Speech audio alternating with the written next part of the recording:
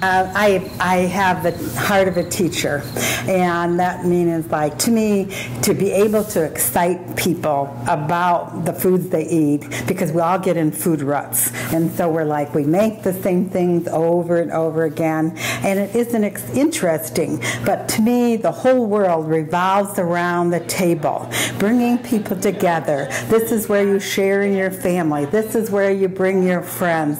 You either go out to eat or you bring them into your home and share a meal together, and you really get to the root of what's important in life. I always feel that if they could just bring the people who in these war-torn countries around the table and share a meal, I think they'd be better off overall. But they haven't quite listened to me yet. But I'm like, when we were starting our project here, I wanted to have food come to life to people.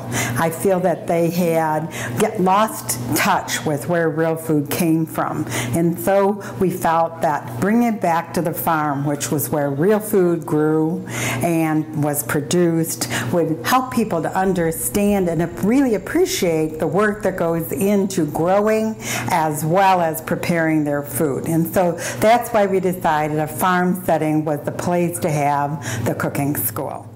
My cooking history is very deep, but having come from a very large family of 7 children, I learned to cook simply because my mother needed the help. I have 5 brothers. They were a great audience for making, and they would eat anything, even if it wasn't quite up to par. So I got busy in the kitchen, and I absolutely loved what I did.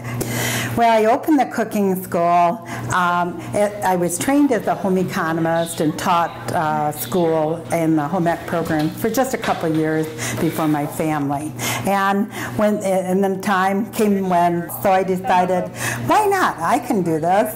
And I would open a cooking school. At that point, it was part of a retail business, but it was still the cooking school that was my true love. The rest just came. I don't feel I ever have a head for business, but I certainly always knew that I could cook. So we just thought we would just try it, and we did. And that was 30 years ago.